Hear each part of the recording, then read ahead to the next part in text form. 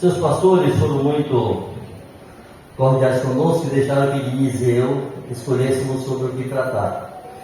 Nós tínhamos conversado um pouco entre nós e ajustamos que a ênfase seria na frutificação, a importância de reproduzir a vida de Deus que foi depositada em nós. Mas eu queria hoje explorar algo paralelo com isso, fazendo a seguinte pergunta: o que é que nós queremos reproduzir? E se nós nos reproduzirmos à nossa imagem e semelhança, qual é o fruto que teremos? Irmãos, é muito importante que cada um dos discípulos tenha isso muito claro em sua mente. Eu não posso me reproduzir melhor do que eu sou. Eu não posso dar o que eu não tenho. Nós vamos nos reproduzir à nossa imagem e semelhança. Aquilo que nós somos é o que as futuras gerações serão, ou pior, a tendência é ir decrescendo em qualidade. Pense assim: você vai na rua, prega o evangelho do reino, e vocês todos sabem, pregar o evangelho do reino é o governo absoluto de Cristo sobre nossas vidas, é não termos mais autorização para fazer o que dá em nossa cabeça, é sermos de fato e verdade dependentes. Essa palavra dependente significa necessitado. Só depende quem necessita, quem precisa. Então, quando falamos que somos dependentes de Deus, estamos dizendo que nós somos necessitados, nós precisamos, não sabemos fazer sem Ele. É o que Jesus disse: sem mim nada podeis fazer. Então, o Evangelho do Reino traz esse governo de Deus, do reino dos céus, sobre nossas vidas.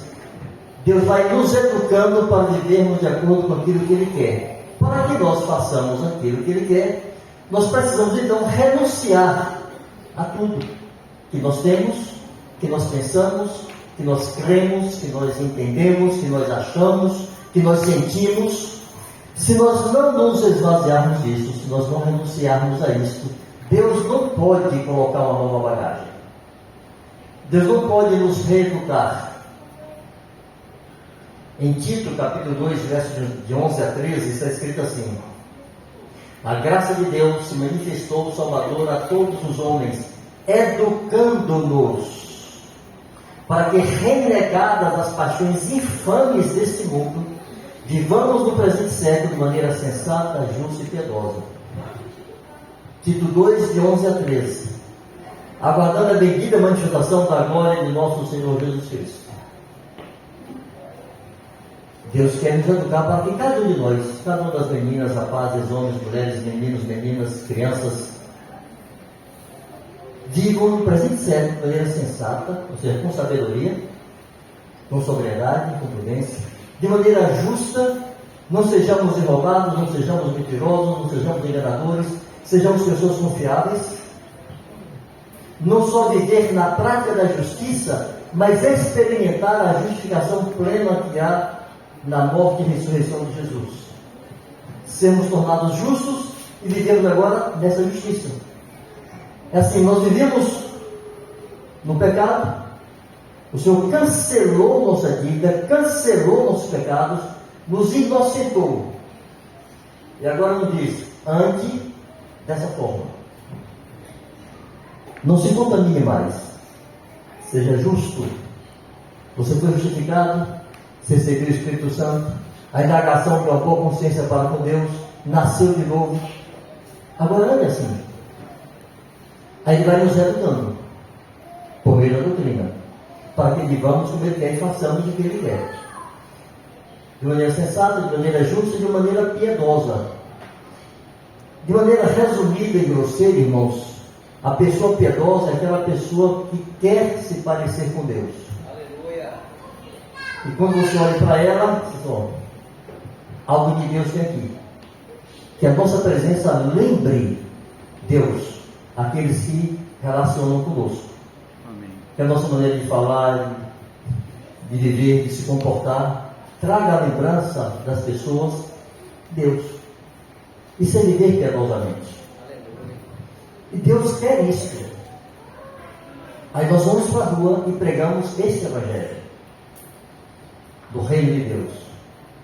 A pessoa se converte.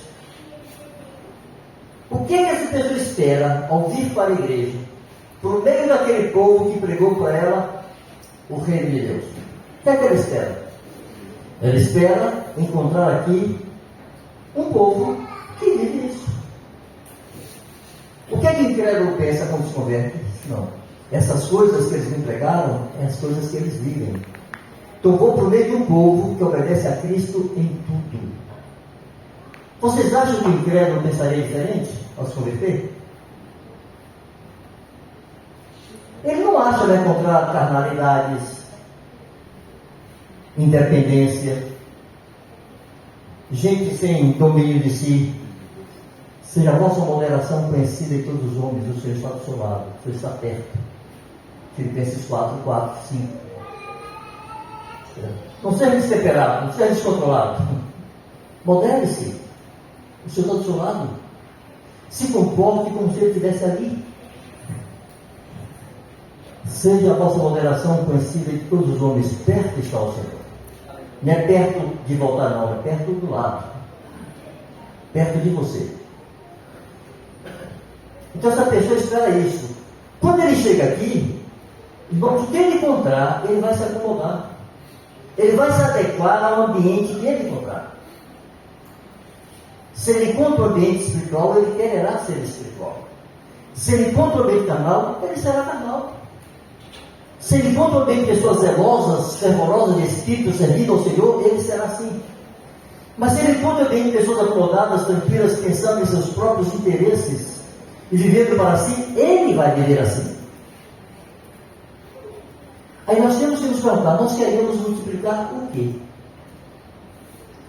É muito importante, irmãos, separarmos o que é uma vida ordenada. Porque a vida ordenada é uma vida dentro da doutrina. E a doutrina não existe para resolver nossos problemas. Às vezes, praticar a doutrina aumenta nossos problemas, sabe disso? Quantas pessoas perderam emprego porque cumpriram a doutrina e não mentiram no emprego? Quantos homens perderam seus casamentos porque resolveram viver e a esposa não quis? E o contrário, eu conheço vários casos. Obedecer a doutrina às vezes complica a nossa vida. Então a doutrina não está para resolver nossos problemas. Deus não é um jeito de estar da lâmpada e está resolvendo nossas dificuldades. A doutrina existe para glorificar o nome de Deus sobre a terra. Aleluia! Em obediência à sua vontade. Venha a nós o teu reino e seja feita a tua vontade, assim na terra, do jeito que ela é feita nos céus. Isso é doutrina. É a vontade de Deus não sendo questionada, sendo obedecida. Muitas vezes, naturalmente, a doutrina põe em ordem a nossa vida. O sujeito é descontrolado nas finanças, paga um selo, não fazer orçamento, fazer a lista de débitos. Olha a diferença, irmão, de orçamento e lista de débitos. E aí vem a doutrina e põe em ordem. Mulheres que acham que conveniência são necessidades. Eu preciso. Meu bem, você não entende, eu preciso disso. Tu não precisa não, criatura, você quer. É lícito que você queira. Tem de haver uma conveniência, não é necessidade. A doutrina justa isso. Para não fazermos gastos que não temos recursos para pagar. Bota no lugar. O marido é um ogro. Aí a doutrina diz: ô sujeito ruim, ama a tua mulher como Cristo amou a igreja. Não a trate com amargura. O que é não tratar com amargura? Tratar com doçura. Eu queria que os maridos perguntassem: trato minha esposa com doçura? Porque é o mandamento, a doutrina, aquela educação de Deus para sermos sensatos, justos e piedosos. Trata as esposas com doçura. Marido, amar as esposas, tem de consideração para com elas como um vaso mais frágil. O que é ter consideração? É considerar, é levar em conta o que ela pensa, o que ela vê, o que ela acha. Tratai-a com dignidade. As esposas se sentem rainhas em suas casas, são tratadas com toda dignidade. Essa é a doutrina. É quando o convertido aplica essa doutrina, muita coisa se resolve na sua vida. Ele vira outro marido. Deixou de ser outro para ser santo. E quando é sobre a mulher? Ah, sim, tem mais um detalhe aqui para a doutrina do marido. Marido, ama a tua esposa e dê a sua vida por ela, como Cristo fez com a igreja. Eu queria que os maridos pensassem, alguma vez vocês pensaram isso, os casados? Que negócio é esse de dar a vida pela esposa? Dar a vida, irmãos, é morrer. Isso é dar a vida. Se marido, morra por sua mulher. Só tem um colchão, você dorme no chão. Só tem uma cadeira, você fica de pé ou fica sentado no chão. Só tem um prato, você come de mão, ela come no prato. É o melhor para ela, sempre. Ela não tem dúvida que na dividida você vai perder para fazer o bem para ela. Isso é dar a vida pelo esposo. Eu uso uma figura bem esquisita, só para deixar isso bem claro. Imagine que você vai atravessando uma rua, Salvador, os motoristas bem educados, buzu entra na curva lá, cantando o pneu, você vai abraçar de sua esposa, você só tem duas opções. Os dois não dá para fugir junto, porque carrada ali vai se atrapalhar, vão morrer os dois. Ou você larga ela e corre, ou você empurra ela para lá, se abraça com o buzu.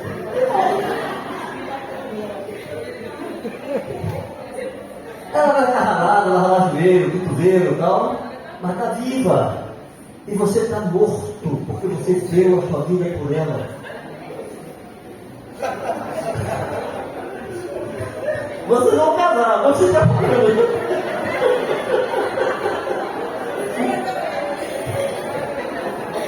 Eu falo solteiro. Essas flores aqui lindas, essas meninas todas, elas têm expectativa de achar um marido assim. Na igreja.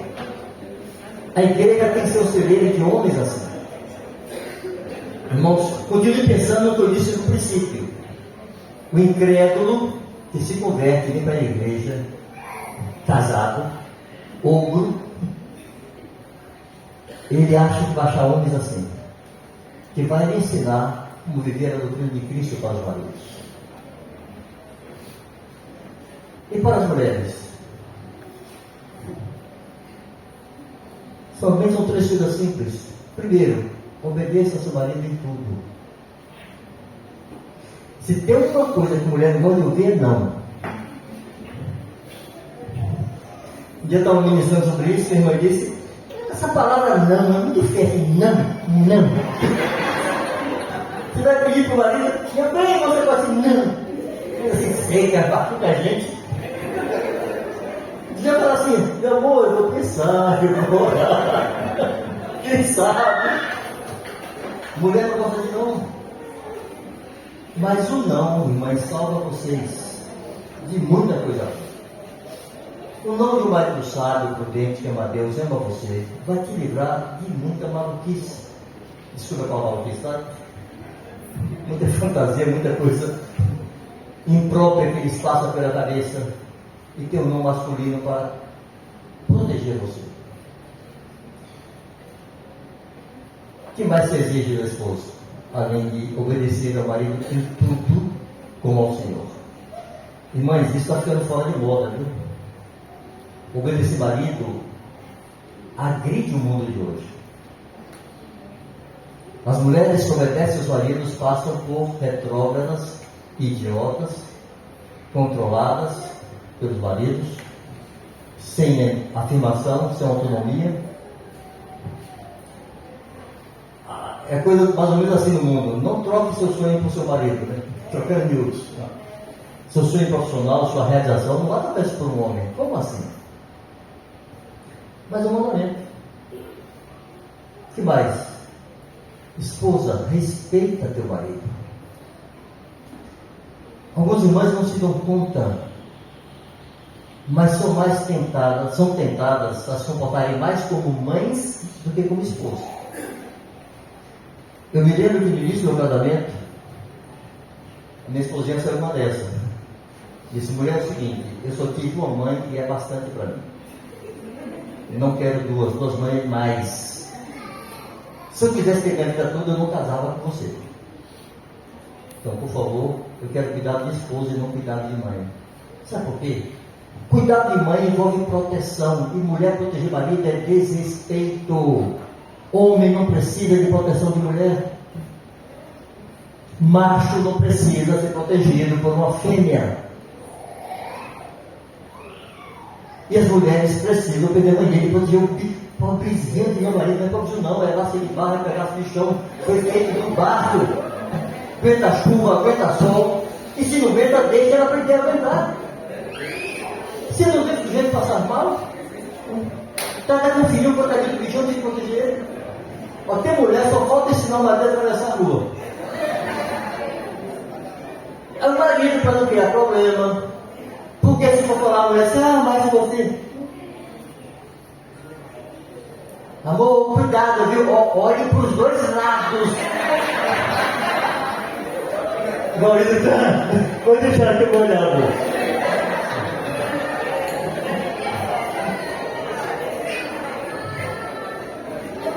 Deixa teu marido ser homem, pelo amor de Deus. Não é teu filho, é teu Senhor. Teu marido não é teu filho, é teu Senhor. Isso é meio mundo. Mas isso é doutrina. A mulher que vem do mundo se encontra aqui mulheres parecidas com elas, feministas, independentes, homens machistas, orgulhosos, que vão imitar.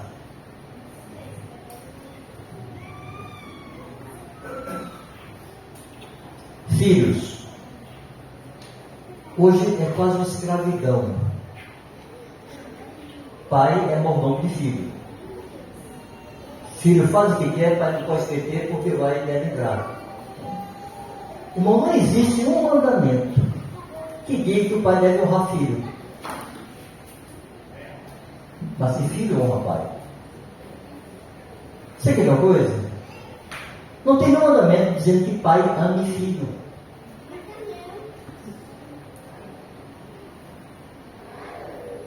Governar.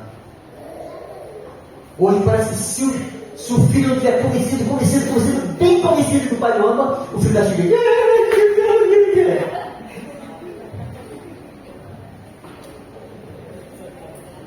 E os pais deixam de governar seus filhos. Filho cresce, filho decide. Mas enquanto em casa, é seu governo, pai. Deus é a nossa referência. E Deus nos ama. E devemos amar nossos filhos. A Bíblia diz que como o pai se compadece do filho, Deus se compadece de nós. Pai tem compaixão. Pai tem misericórdia. Aliás, é por causa dessa característica dos pais que os filhos enfrentam tanto os pais. Os filhos enfrentam o grupo na rua, na escola, porque sabe que se enfrentar vai ser rechaçado, vai ser tirado do grupo, e eles não querem ficar fora do grupo, não querem ser o esquisito, e terminam cedendo às pressões do grupo, e começando a fazer coisas ilícitas e comportamentos inadequados, para não perder a aprovação do grupo. Mas como o filho sabe que o pai tem misericórdia e é compassivo, eles enfrentam os pais.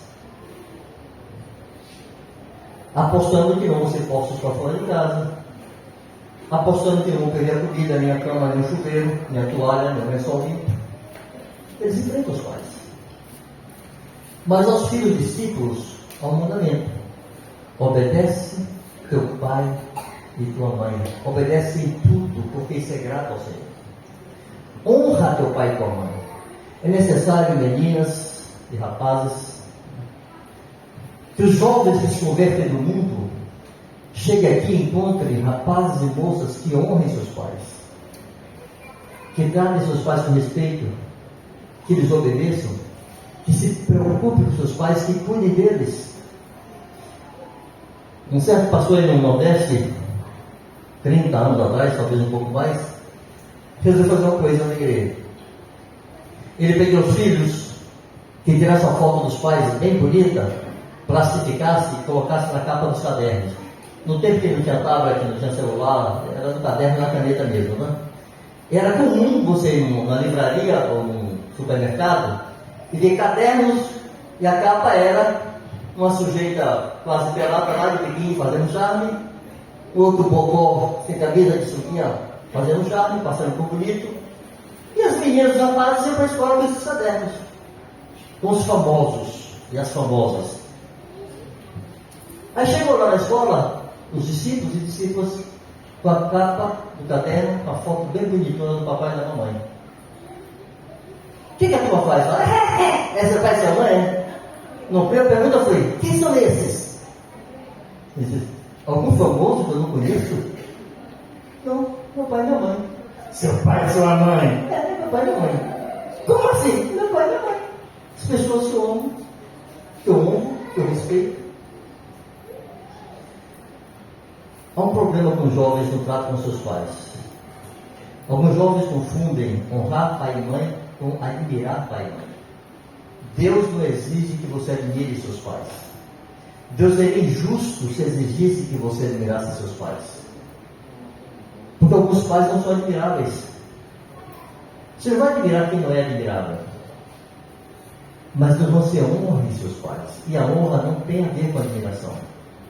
Quando Pedro escreve à igreja, ele diz assim: tendei a Deus, honrai ao rei. O rei era Nero. Já ouviu falar sobre Nero? O louco, depravado. Deus não disse, Pedro, o apóstolo não disse que o mandamento do Senhor para a igreja: honre o indivíduo chamado Nero. Honrai ao rei. Rei é uma instituição. Para nós, a tentação terrível hoje honrar nossos reis, né? É difícil demais. Mas se algum dia estivermos diante deles, se algum dia tiver que aparecer diante de Lula, de algum dos 11 do STF, é um mandamento. É uma instituição. Aquele sujeito, aquela pessoa que está ali, vai passar e outro no seu lugar. Nero passou, chegou outro. Não se fica aprovado os retornidos. Eu os reprovo enormemente. Se tivesse uma forma legal de destituí-los, eu faria isso hoje. Mas não tem. Pô, aqui tem, ele é usada, né? Por que poderia fazê-lo? Um dia eu estava conversando com uma moça cuja mãe, e ela morava com essa mãe, levava uma vida depravada, falando sobre honrar pai e mãe, e ela disse: como eu posso honrar aquela mulher? Ela tem dificuldade de chamar de mãe. Como eu posso honrar aquela mulher? Eu fui falar a diferença entre honrar e admirar. Os jovens que vêm do mundo, quem não filhos aqui, que honrem seus pais, que se importem com eles. Uma vez um discípulo, recém-convertido, leu esse mandamento nas Escrituras, solteiro, né? Disse: mas como é que eu faço para honrar meu pai? Eu contei para ele a história de Mardoqueu, do rei, né? Artaxerxes lá com Mardoqueu e a mãe, etc. Está lá no livro de Esther. Como Mardoqueu foi honrado. Honrar é colocar em destaque.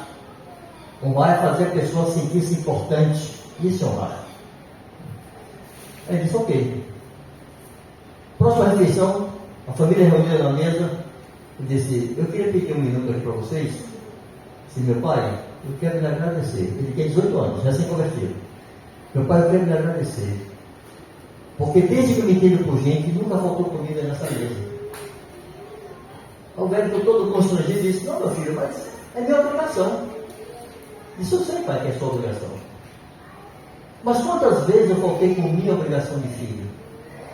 E se eu faltasse com essa sua obrigação de me dar comida, eu passava fome. É sua obrigação, o senhor honrou essa obrigação. E eu não tenho honrado muitas das minhas obrigações como filho. Faça seu pai se sentir importante. Faça sua mãe se sentir importante. É mandamento para os jovens. É esse tipo de jovem que nós queremos multiplicar na igreja. O que é que nós queremos multiplicar? Qual é o fruto que nós esperamos?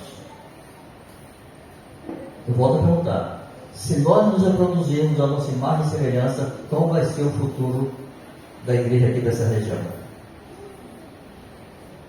Pode ser glorioso ou pode ser desastroso. Depende daquilo que nós somos hoje, ou do que nós perseguimos, daquilo que nós queremos ser. Bom, por exemplo, se vocês prestarem atenção nos relatos do Evangelho, Jesus, nos 4 relatos, Jesus não disse uma vírgula sobre como a igreja deveria funcionar. Jesus não falou de presbíteros, Jesus não falou de diáconos, Jesus não falou de responsáveis pelas igrejas nas casas, Jesus não falou de juntas e ligamentos. Nada disso. Todo o mandamento de Jesus é para a minha vida pessoal, para a tua vida pessoal. Jesus veio nos ensinar como é que Ele quer que os seus discípulos vivam na terra, individualmente, independente da coletividade. Os mandamentos de Jesus são individuais, é para você fazer. Não importa quem esteja do seu lado, fazendo ou não fazendo. Aí quando a gente vem para a igreja e vê a multidão, qual é a nossa tendência? É exigir que o irmão viva aquilo que Jesus mandou. Ninguém me ama. Você viu, nem me deu um abraço, me olhou com a cara feia. O pastor nunca foi na minha casa. E quem disse que o pastor tem que ir na tua casa? Já está escrito isso?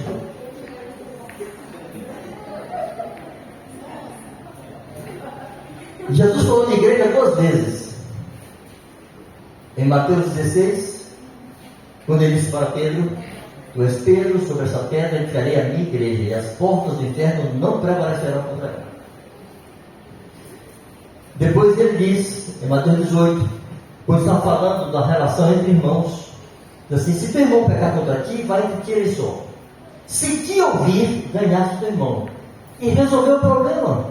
Ele pecou contra você, você foi a ele aceitou sua palavra, você arrependeu. Ninguém mais tem que saber. Ninguém mais. A não ser que os dois queiram dar testemunho de como foram reconciliados. Está resolvido o problema ali. Mas se aquele irmão não te ouvir, ele chama 1 ou 2 testemunhas. Leva o caso novo. Olha, aconteceu isso. Se ele ouvir as testemunhas, o que acontece? Ganhaste o irmão e acabou o problema. Se não ouvir, aí ele fala de novo de igreja. Leva-o perante a igreja. E se não ouvir também a igreja, considera-o gentil e publicano. Irmãos, percebam que Jesus está mandando declarar gentil e publicano alguém que não cometeu um pecado terrível. Era uma coisa tão simples que no caso entre os dois se resolvia. Por que foi declarado gentil e publicano? Porque não ouvia a igreja. Não se sujeitou à igreja. E como tem na igreja alguém que não se sujeita à igreja? Como tem no corpo um membro que não se sujeita ao corpo? Percebe como esse valor da igreja também está esvaziado?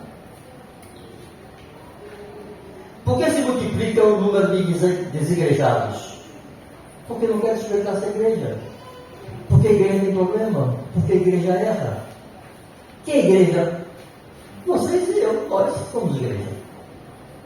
E nós erramos uns com os outros. Por exemplo, alguém já apertou o dedo na porta do carro, ou na porta de casa, do quarto? Já apertei muitas vezes. Aí vai vir o dedo aqui gritando: essa mão infeliz me deixou lá, não me tirou a tempo. E essa outra mão parece que é cega, aqui no que pulou a porta e bateu no dedo. Eu não quero mais corpo não, me tira daqui. Ele vai sair daqui por causa disso? Vai ficar inchado, doendo para chuchu. Você pode ser branquinho, transparente, ficar com o dedo preto. Tem jeito. E fica ali, doendo, incomodando, tocar alguma coisa na machuca, perde a unha, até curar. Não sai do corpo porque foi ferido pelo corpo. Alguém já marcou o dedo? Cortou o dedo na cozinha, as mulheres? Espetou o dedo com agulha? Já tirou um pedaço, um bife da própria mão, fazendo a unha? Já mordeu a bochecha? Já mordeu a língua? Imagina a língua zangada, infeliz desse dente me mordeu, eu não quero marcar essa boca não. Aí sai a língua da boca, você fica mudo. Então arranca os dentes de tudo que me mordeu. Gente, o corpo machuca o corpo. O corpo fere o corpo, irmão fere irmão. E se eu exijo perfeição dos outros, é grave. Porque Deus vai exigir de mim, nem eu vou exigir, não, Deus vai exigir de mim. Porque Jesus disse, a medida com que medires, te medirão também.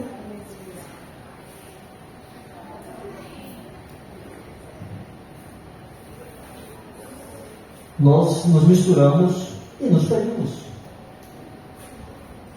Então qual é o mandamento quando isso acontece?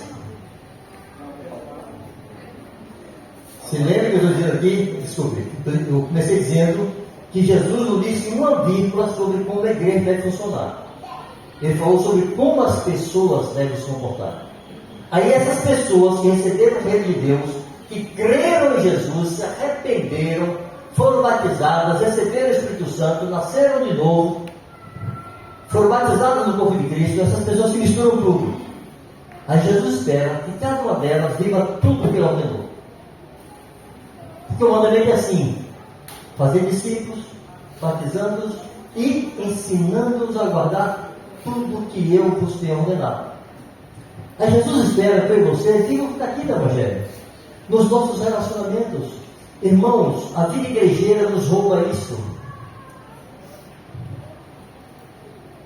Os eventos, a convivência, a rotina da igreja rouba de nossa consciência que é imperativo, não é optativo, é imperativo viver o que Jesus ordenou. Aí se cada um de nós começar a viver isso, eu tenho certeza que um monte de problema diminui. Porque assim, é como o irmão Marcelo diz. Ele diz assim, o dever de meu irmão não é meu direito. Ok, meu irmão tem o dever de me amar. Jesus mandou ele me amar. Mas eu não tenho o direito de ser amado por ele, não. É o dever dele. Se ele não cumpre o dever dele, é problema dele com Deus. Eu não posso exigir ser amado. O meu irmão tem o dever de me perdoar, mas eu não posso exigir que ele me perdoe. Eu não tenho o direito de ser perdoado. Ele deve me servir, mas eu não tenho o direito de ser servido e exigir que ele me sirva. Sabe por quê? Porque pesa sobre mim também o dever de amá-lo, de perdoá-lo e de servi-lo. Os mandamentos sempre são individuais, não é de Jesus. Quando ele fala de amar uns aos outros, cada um ama o outro. Mas não está dizendo que eu posso exigir que o outro me ame. Ele está dizendo que eu devo amar o outro. Por que eu estou dizendo isso, irmãos? Eu quero apelar a vocês que não permitam que a convivência igrejeira, as demandas do ministério, os compromissos com as juntas de julgamento, os compromissos com a igreja nas casas, com as igrejas nas casas, os compromissos com os encontros gerais, os compromissos para ser para pregar, os compromissos para ir levar a cesta básica do necessitado, socorrer o enfermo, não permitam que isso roube de vocês. Não permitamos que isso roube de nós o que Jesus mandou que nós fizéssemos. Que andássemos desses mandamentos. Bom, mas o que é necessário para que nós consigamos viver esses mandamentos?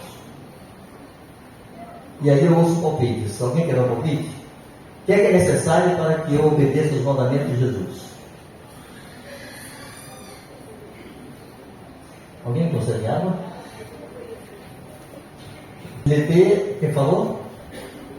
Submeter a quem?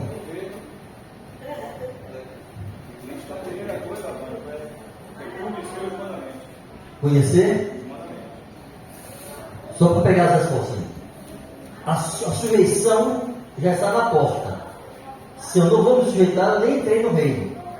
Eu tenho que alguns entraram pela janela, não passaram pela porta porque não se sujeitam, nem a Deus nem a direito. Então a sujeição está com pré-condição. Aí ela fala conhecer. Ok. Como é que eu vou obedecer o que eu conheço? Muito obrigado, meu menino, viu? Ótimo.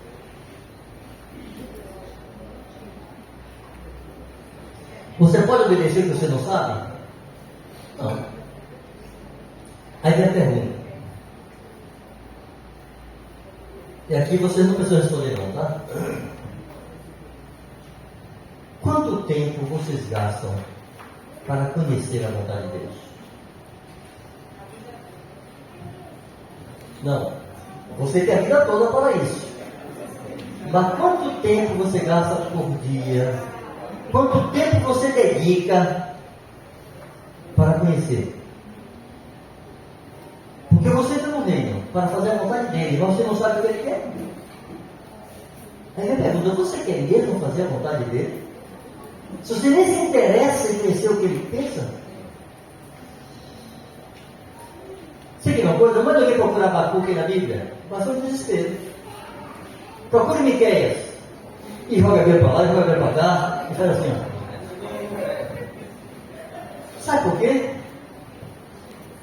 Porque não é comum a você, você não tem intimidade com esse Deus. É por isso. E não tem intimidade por quê? Porque você não gasta tempo com ele. Sabe o que você está dizendo para Deus? Eu não me importo com tua vontade. Eu disse lá para me submeter, que agora o Senhor é o meu Senhor que governa, mas você não vai outra pessoa, não.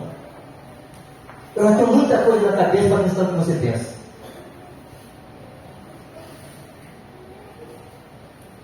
Jesus advertiu os judeus dizendo assim: errais, não conhecendo as Escrituras.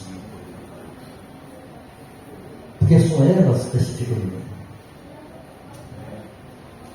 Irmãos, é impossível obedecer a Cristo sem estar alimentado com sua palavra. Faça um carro andar sem combustível. Sem combustível. Você pode pegar um carro de última geração, direção elétrica, todo automático. Deixe o seu tanque vazio. Ele não anda. O Senhor nos equipou com todos os recursos, irmãos, para fazermos a sua vontade. Ele nos regenerou. Nós éramos criaturas degeneradas. Nosso destino era o lago de fogo. Nós fomos regenerados, recebemos uma nova consciência. Nossos pecados foram cancelados. O carro está pronto para caminhar. Como você disse, tem que abastecer. Ah, não, assim também é, mas também precisa abastecer. Eu vou ter que tomar tempo para estudar a Bíblia, para orar? Não, aí também não. Sabe o que ocorre com muitos discípulos? Anda empurrado. Se a ladeira desce. Fulano agora pegou, não, é só ladeira. É só ladeira. Chega lá embaixo, vai volta de ré, fica agora. Porque não tem combustível. Não se abastece. Não consegue enfrentar as dificuldades. Não vence as oposições do mundo. Porque não está cheio de Cristo. Irmãos, não é só ler a Bíblia. É separar tempo para orar e buscar a Deus. Quantas vezes a minha mocidade, morando com meus tios, eu ia orar no banheiro. Era um lugar que eu tinha privativo para orar, era na privada. Eu estava meio privativo.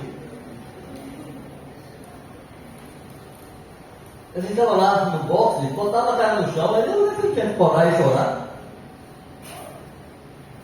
Ou de noite, chegava nas atividades da igreja, não podia orar no quarto, porque meus primos estavam dormindo, eles não eram convertidos, eu orava na sala, de joelho lá no sofá de minha tia.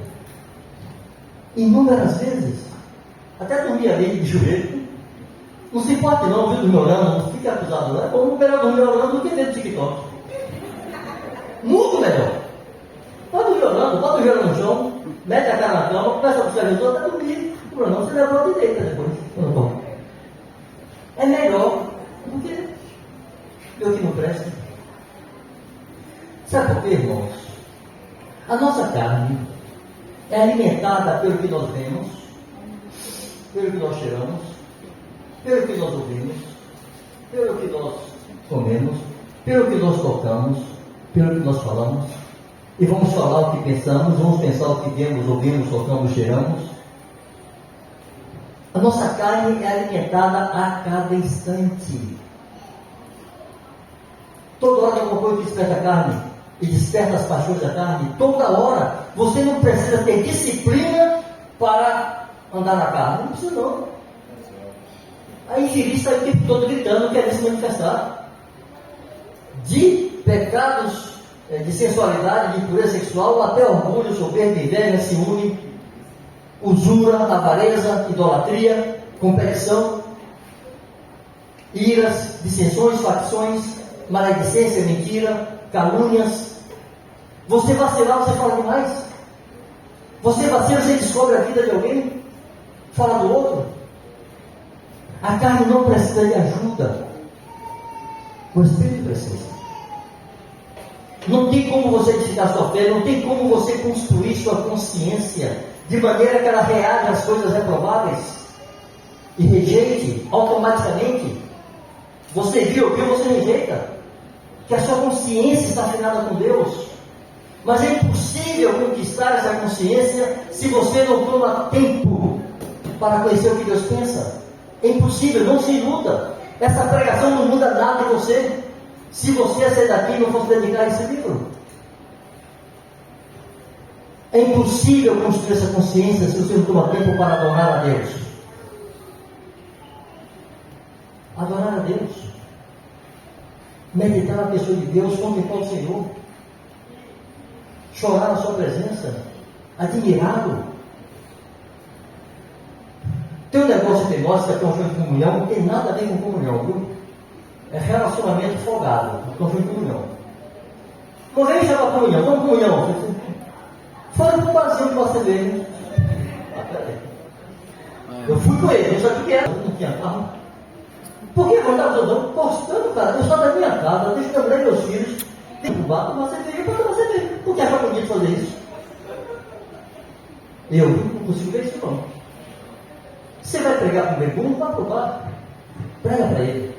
Jesus pregava para bebum. Pregava para prostituta. Vai ficar o bar pelo bar, cerveja? Como? Vamos agora para proibir beber? Disse eu não, Deus me livre. De tempo. Você está sim alimentando a sua carne. E você tem que cantar, eu preciso mesmo desse negócio aqui.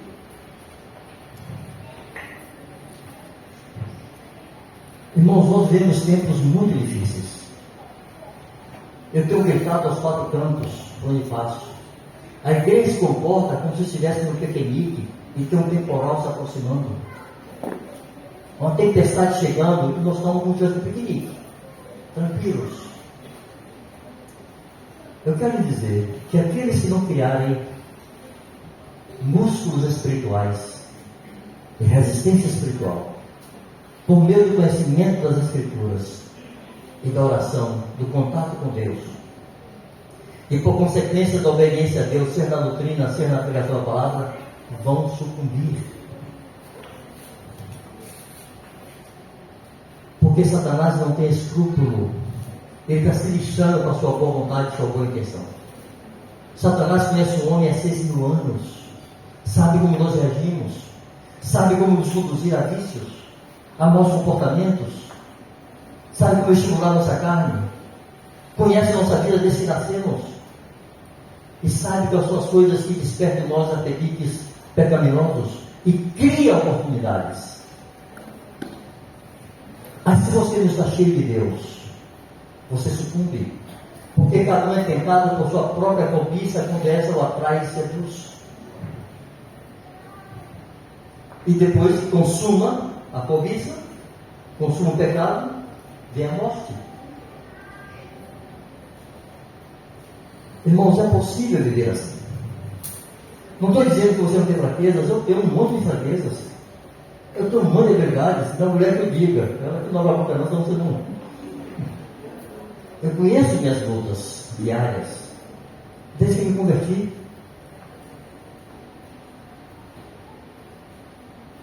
Os conflitos de Deus clamou por socorro para que Deus me ajude a superar minhas limitações, deficiências, debilidades. Nós convivemos com isso. Mas, irmãos, eu não me conformo com isso. Isso faz toda a diferença. Porque no dia que você se conformar com suas debilidades, você não reage mais a elas. Você as aceita como normais. E você não quer mais superá-las e vencê-las. Você deixa de desejar excelência. Você deixa de querer ser parecido com Jesus. Vai para o céu? Não é possível. Não sei o que vou dizer. Mas, irmãos, não nos basta ir para o céu.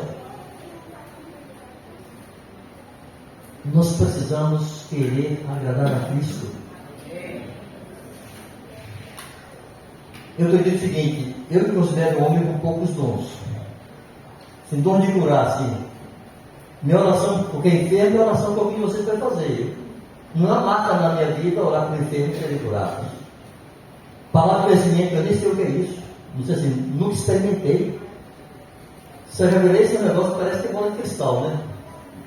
A molecada já vai ficar assustada. Você fica aí descobrindo qual é o coração dos outros. Ele tem, eu não tenho. Dons de milagres,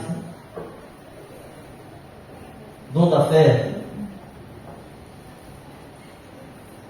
Mas sabe o que eu faço, irmãos? Eu não me poupo naquilo que eu tenho. Eu vou ao limite daquilo que eu recebi. Que o limite da ação de Deus na minha vida seja o limite de graça e dom e fé que Ele me deu. Não seja a minha negligência. Não seja a minha preguiça. Não seja eu poupando a mim mesmo para ter mais conforto, para ter mais privacidade e até para ter mais saúde.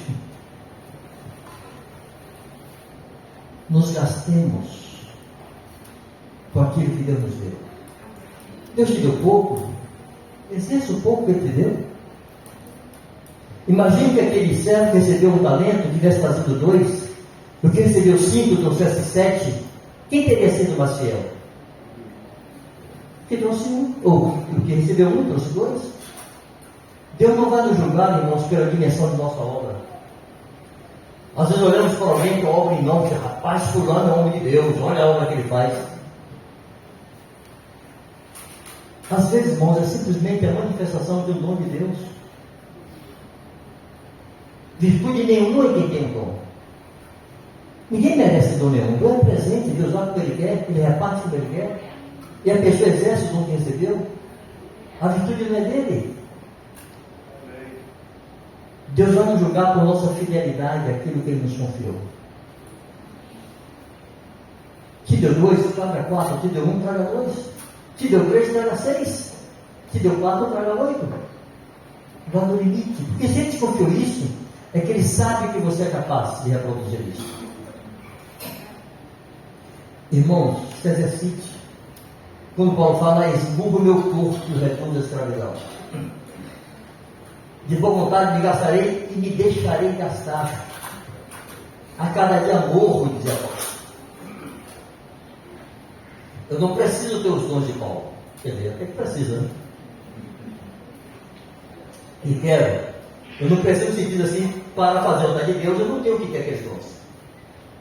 Mas eu tenho que ter o zelo que Ele tinha. Nós precisamos ser zelosos pela casa de Deus. Porque, irmãos, esse mundo vai passar. Me desespera que a igreja não consiga enxergar isso. Me dá uma angústia quando eu vejo o crente viver na terra como se fosse viver a vida inteira na terra. A eternidade, né? A eternidade.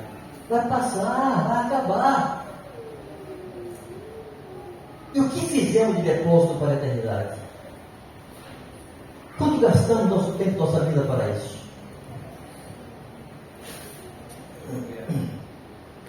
Eu olho para os nossos jovens, eu fico de uma mescla, viu? Meninas e rapazes lá cima aqui, uma mescla de sentimentos. Às vezes eu olho para os nossos líderes também, responsáveis pelas criançadas, para os circuladores. Eu até pensei, nem falei com os pastores de vocês, se tivesse algum momento entre hoje e amanhã, que pudesse ter um tempo de 1 hora com os jovens e 1 hora com os líderes, eu gostaria de ter.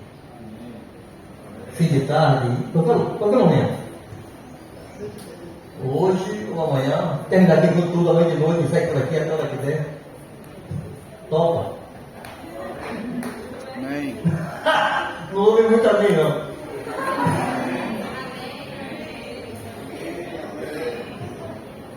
Sabe por quê, irmãos? Eu estou com 64 anos. Eu me lembro que em 2017, eu estava com 57 anos. Estava compartilhando com os jovens lá em Salvador, um encontro só com jovens, quase 1000 jovens lá naquela escola parte. Eu falava dessa história de ter que passar o bastão. E disse assim, irmãos, daqui a 10 anos eu vou estar com 57. Marcos, que na época já tinha 62, se Marcos vai estar com 72, se ele estava na reunião. Mas se vocês não mudarem a postura de vocês, daqui a 10 anos, o velho de 67 e o outro velho de 72 estará sendo demandado na mesma medida. Os jovens precisam ser tais. Que a igreja, não os demais jovens simplesmente, não as crianças, os jovens devem ser tais que os adultos todos, a igreja toda, olhem para eles com respeito e expectativa. Está aqui o homem de Deus, uma mulher que ama quem é Deus. A gente pode explorar essa conversa depois, se formos ter a nossa conversa, tá? Mas esses 64 anos me bota muito perto da linha de chegada. Daqui a 16 anos, 80. Irmãos, eu nem quero chegar a 80 anos. Desculpe os que já tem a cidade por aqui, eu tenho perto, mas eu não quero ter 80 anos, não.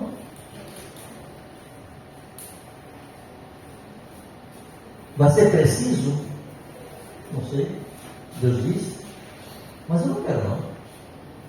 Para que eu quero ver 80 anos nessa terra? Me dá um desespero, Deus aí, eu quase morri, o povo deixa o velho viver, se vai deixar o velho morrer, cara. É agonia. Vai morrer um dia.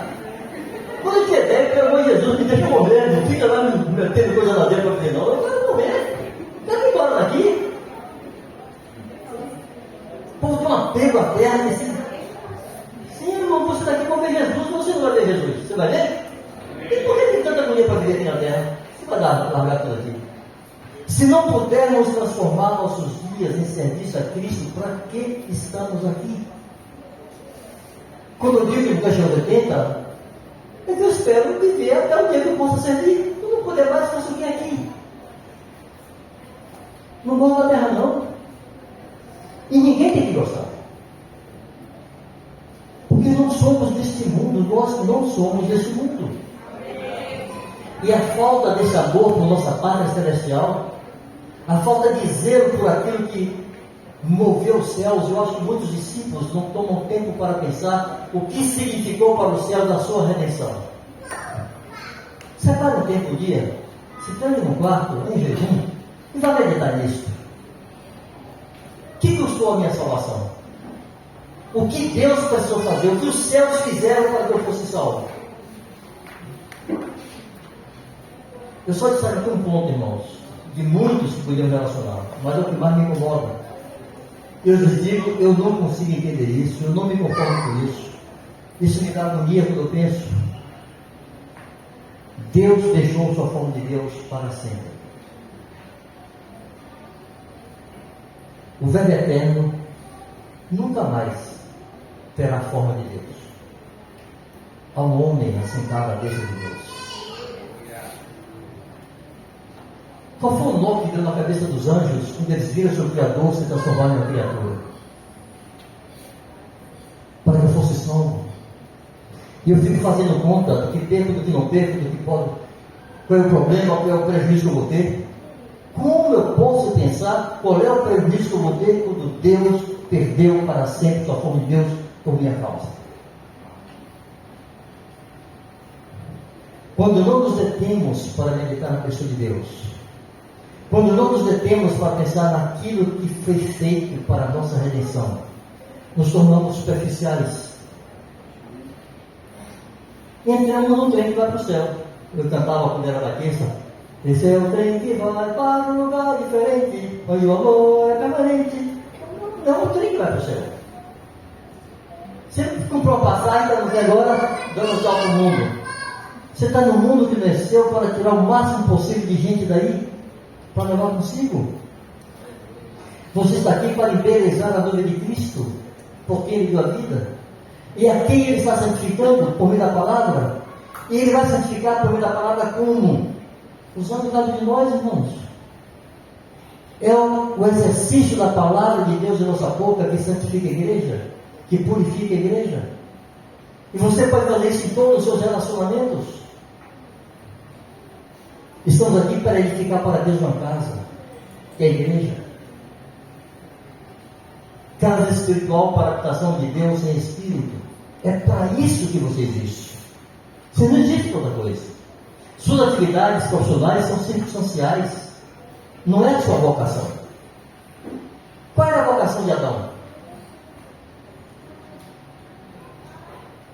Vamos pensar nas atribuições de Adão.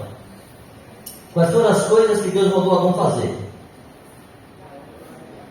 Primeira coisa que Deus fez, quando soprou na narina de Adão, que era dos olhos, Deus lhe entregou sua esposa depois.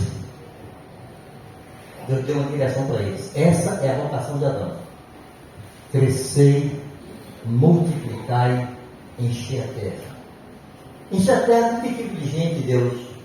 Igual a você. Você é minha imagem e semelhança. Vocês dois vão encher a terra de filhos para mim, iguais a vocês. Mas Deus disse para ele, com atribuições circunstanciais, ele tinha que guardar o jardim, ele tinha que cultivar o jardim, ele tinha que dar nome aos animais. Então Adão era zoólogo? Não. Era agricultor? Não. Era vigia? Era guarda noturno? Não. Adão não ia passar a vida dando nome aos bichos, nem cuidando daquele jardim. Ele era o primeiro treino dele.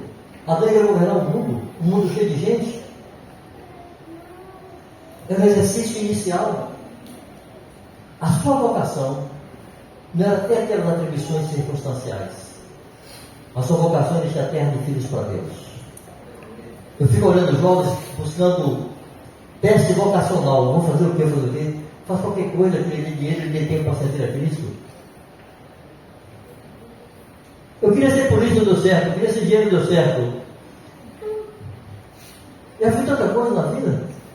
Fui pastor, deixei de ser, voltei a ser. Deixei de ser porque me mandaram embora para o Marrocos. Lá não era pastor de ninguém. Não tinha ovelha lá. Lá eu não trabalhava não. E tentava pregar o evangelho e abençoei irmãos que eu encontrei por lá. Mas não era presbítero no Marrocos. Presbítero não é minha vocação.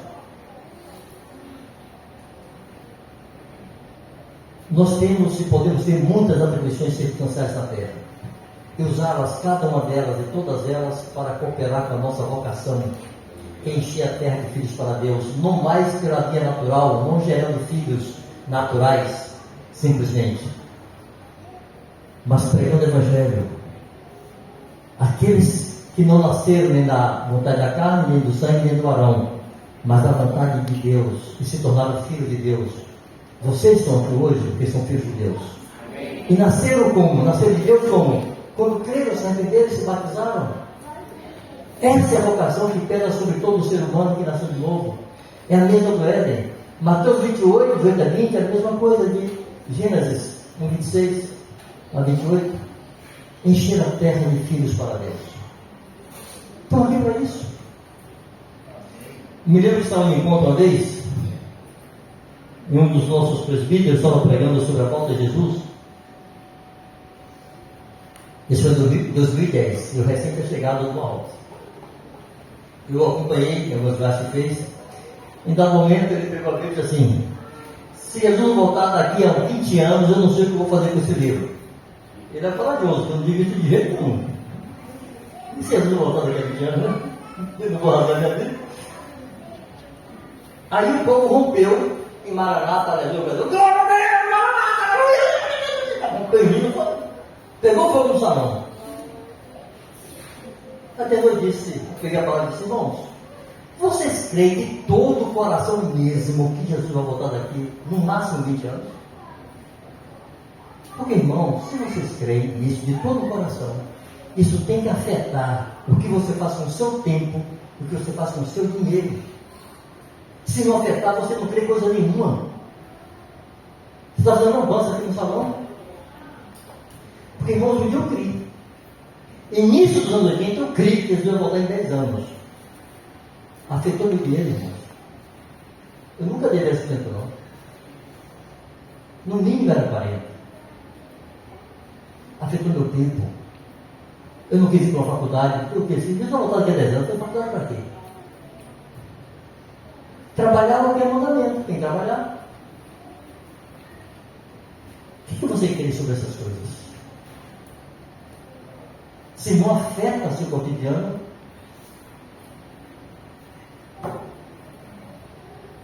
eu não sei quando eu vou voltar. Porque assim, eu estava recém-casado. Aí nasceu Gemima, nasceu Jeane, nasceu Jaiana, nasceu Mateus. E já me deram 11 metros no motor. Isso foi 44 anos atrás, 33 anos atrás. 43 anos atrás, especialmente. Sim, Jesus colocou e mudou meu zelo, não. Meu tempo ainda é para o Senhor. E meus recursos ainda são para o Senhor.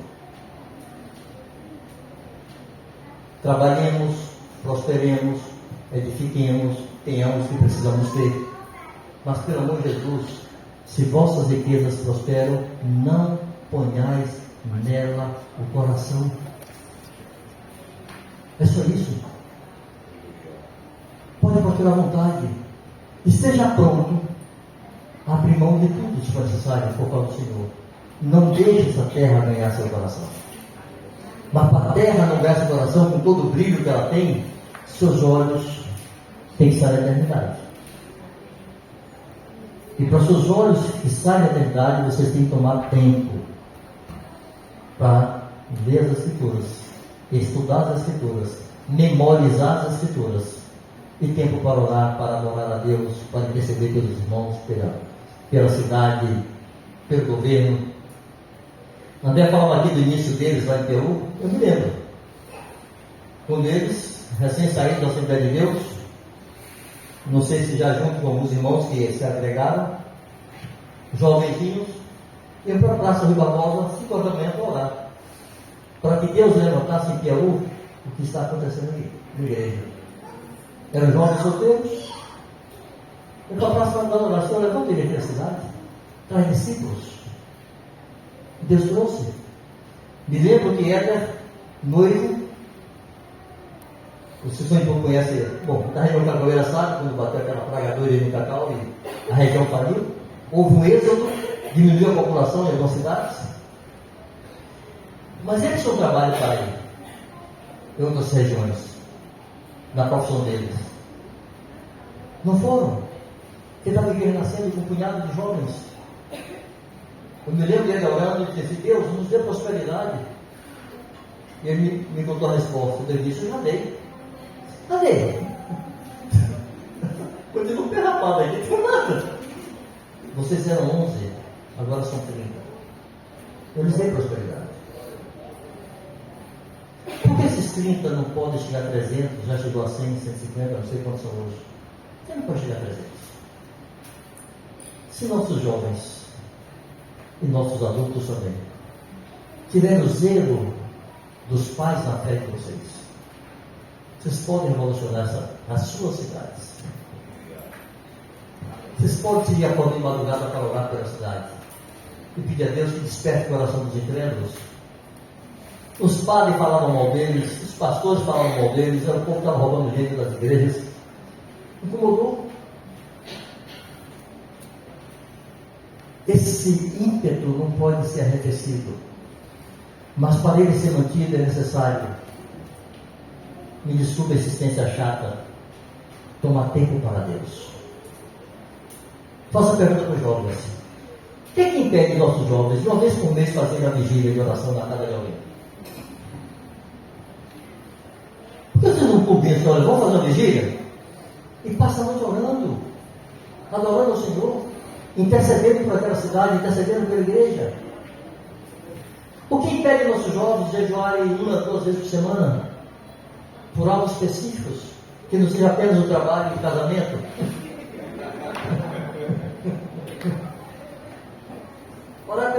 orientação da igreja, jejuar por fruto,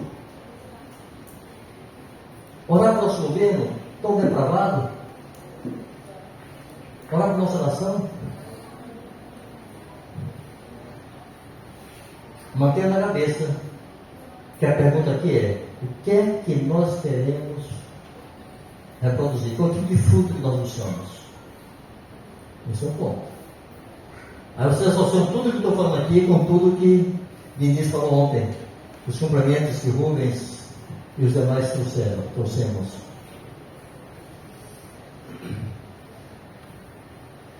Não sei quantos leram, final de janeiro, Lula convocou o Conselho Nacional de Educação para traçar as diretrizes para a educação no Brasil. Vocês sabem quem foi convocado para participar do Conselho Nacional de Educação e dar opinião sobre como deveria ser a educação no Brasil? Quem é feliz coloca isso lá e torna-se público, todo o país está discutindo esse negócio hoje. As pessoas vão se acostumando com essa ideia pervertida e vão se adequando a isso. É isso que eles estão fazendo. Plantando ideias, botando o povo para pensar no que é impensável, para que as relações que criam nossas crianças considerem essas aberrações como normais e não se escandalizem e não reajam. É isso que os governos estão fazendo. A igreja faz o quê?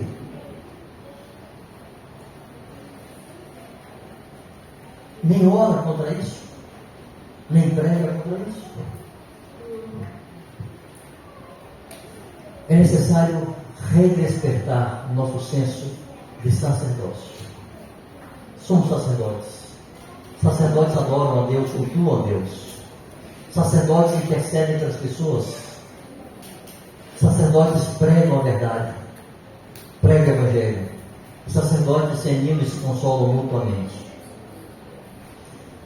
Então, eu quero encerrar, voltando para a questão da frustração, dizendo o seguinte, que foi dito ontem: vocês podem pregar o Evangelho. Essa igreja começou, jovens rapazes, com um grupo de solteiros.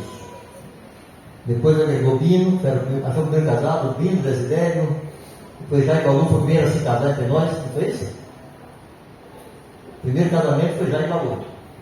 Era solteirinho, se casaram aqui no nosso meio, e de casados chegou Desidério e Bino, que eram batistas. Mas era a liderança de jovens solteiros que se levantaram como profetas nessa cidade. E vocês podem fazer isso. Vocês podem jejuar para a sua cidade. Vocês podem jejuar por fruto. Vocês podem fazer vigílias por isso. As donas de casa começam a ter compaixão de suas vizinhas que não conhecem o Senhor. Começam a orar por elas.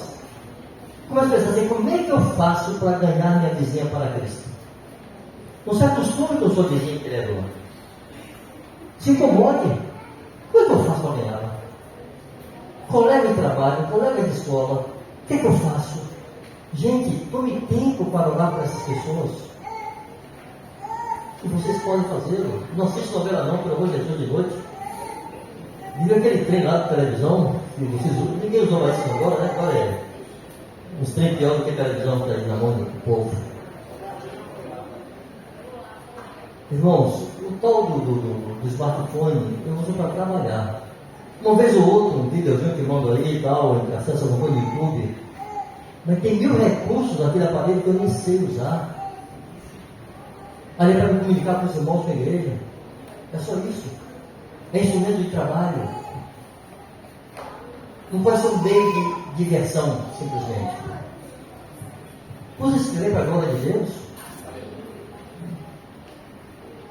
Amém? Amém. Graças a Deus. Nós te bendizemos, Senhor. Amém. Cremos no que tua palavra diz. Amém. Que somos um rei e sacerdote. Meu glorioso de lá em Apocalipse, João registrando, aquele que nos ama e com seu sangue nos remiu dos nossos pecados e nos constituiu reino, sacerdotes para seu Deus e Pai. Pedimos a Ti, ó Deus, por meio do Teu Espírito Santo, Resgate no fundo da consciência de cada um que aqui está a clareza do seu chamamento, Senhor. A glória da sua vocação. A grandeza desse sacerdócio, Senhor. Para o pleno exercício desse sacerdócio, há coisas que só Tu podes fazer, que só Tu sabes fazer. Só Tu, Espírito Santo, sabes aplicar essa palavra no coração e na consciência de cada um. Só Tu podes separar alma e espírito. Só Tu podes, usando a palavra, discernir pensamentos e intentos do coração. Só Tu podes manifestar os pensamentos de cada um, Senhor. Só Tu podes sondar o íntimo. Tua palavra diz que o espírito do homem é a Tua lâmpada. E com essa lâmpada Tu podes perscrutar o mais íntimo do coração de cada um. E te pedimos que Tu faças. Que nesse momento uses o espírito de cada um de nossos irmãos. E venha perscrutar o seu íntimo. E manifestar, Senhor, os seus segredos mais ocultos, os seus desejos mais ocultos. E outra vez desafiá-los pela grandeza e pela glória e anunciar o Teu reino sobre a terra, Senhor. De edificar para Ti uma casa linda, de adornar a Tua noiva querida, Senhor.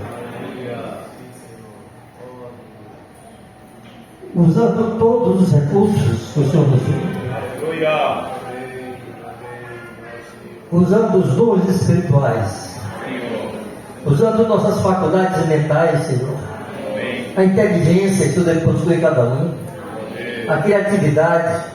A força física, a saúde, a energia. Os recursos financeiros.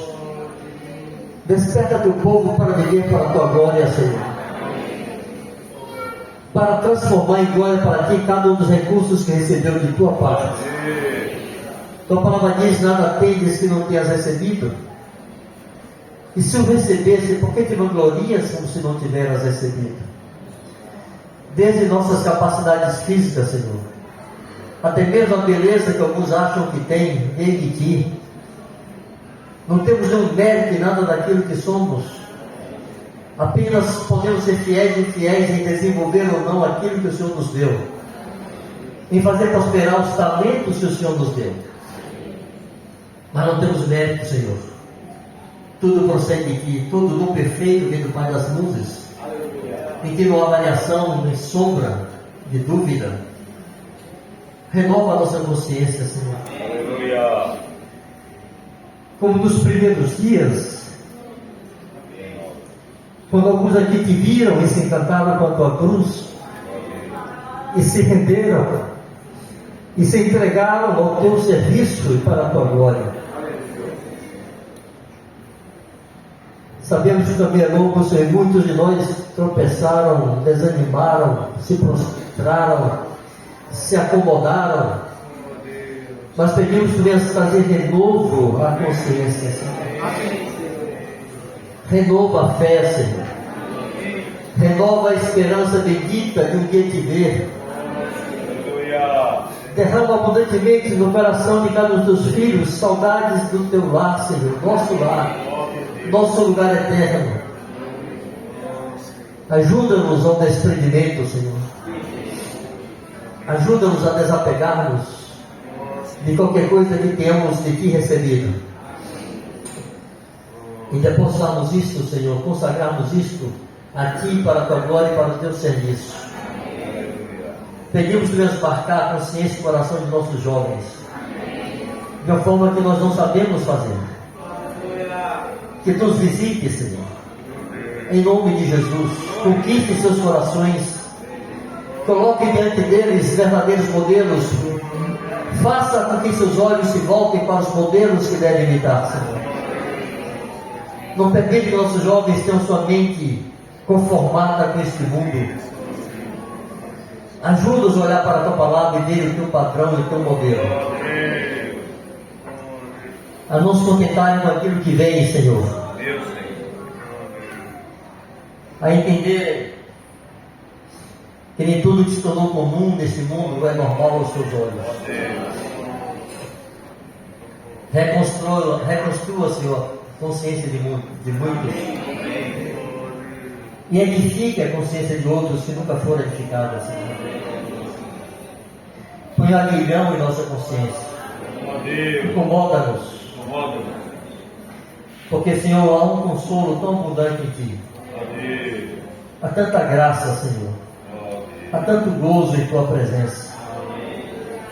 Por isso pedimos que não te detenhas para incomodar-nos, porque sabemos que depois tu tens o consolo necessário. Porque tu repreende o que ama e açoita todo aquele a quem tu queres bem, Senhor. Expressa teu amor por nós, corrigindo-nos, repreendendo-nos, acolhendo-nos, consolando-nos, edificando-nos, Senhor. Para a glória do teu nome que é santo. Marca a nossa mente, nosso coração, nossa consciência com a tua santidade, Senhor. Em nome de Jesus. Graças a Deus.